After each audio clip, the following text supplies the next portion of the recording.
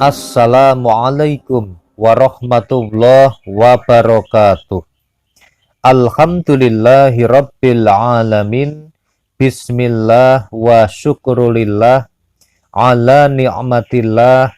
Wassalatu wassalamu ala rasulillah Muhammadin sallallahu alaihi wasallama, amma ba'd.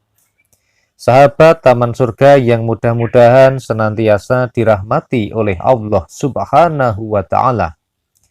Bertemu kembali dengan saya Ali Akbar Nafis, pengasuh dari Majelis Channel YouTube Taman Surga.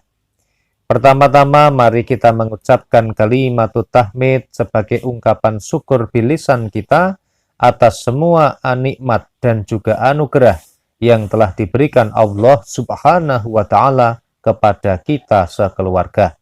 Mari kita membaca hamdalah bersama-sama. Alhamdulillahi rabbil alamin. Selanjutnya mari kita bersolawat kepada baginda Rasulullah sallallahu alaihi wasallam. Rasul yang sangat kita cintai, Rasul yang sangat kita rindukan, dan Rasul yang sangat kita tunggu syafaatnya fid dunya wal akhirah, tentunya dengan ridho dari Allah Subhanahu wa Ta'ala. Amin Allahumma amin. Mari bersolawat bersama-sama. Ya Rabbi sholli ala Muhammad. Ya Rabbi sholli alaihi wasallim. Ya Rabbi sholli ala Muhammad. Ya Rabbi sholli alaihi wasallim. Semoga sholawat serta salamnya Allah Subhanahu wa Ta'ala senantiasa terlimpah kepada baginda Rasulullah sallallahu alaihi wasallam, Rasul yang sangat kita rindukan syafaatnya besok pada hari kiamat. Amin Allahumma amin.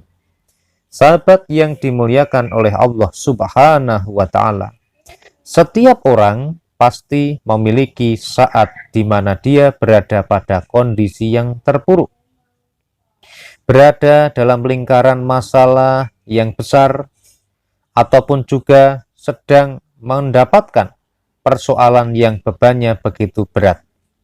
Sehingga setiap orang pasti merasa dia berat hidupnya, susah hidupnya, dan menderita hidupnya. Sahabat yang dimuliakan Allah, seberat apapun masalahmu, baca ini insya Allah pasti beres. Buktikan sendiri. Sahabat yang dimuliakan oleh Allah Subhanahu wa Ta'ala, orang yang beriman memiliki pegangan.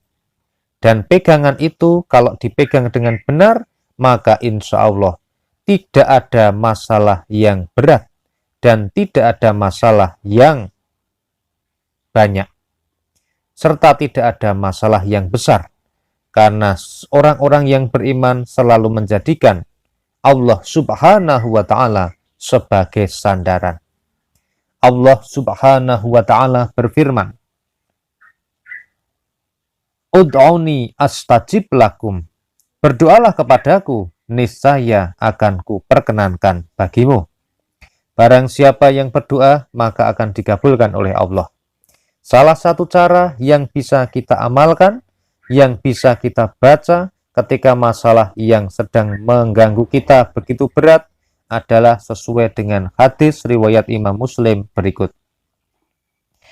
Dari sahabat Umar bin Khattab radhiyallahu anhu, bahwa Nabi Shallallahu alaihi wasallam bersabda, sesungguhnya Allah akan mengangkat derajat beberapa kaum dengan Alkitab atau Al-Quran ini, dan merendahkan derajat kaum yang lain dengannya juga. Sahabat yang dimuliakan oleh Allah Subhanahu wa Ta'ala, barang siapa yang ingin mendapatkan petunjuk dari Allah Subhanahu wa Ta'ala, mendapatkan jalan keluar dari setiap kesulitan, mendapatkan solusi dari setiap permasalahan yang sedang dihadapi, maka kuncinya adalah membaca mushaf Al-Quran.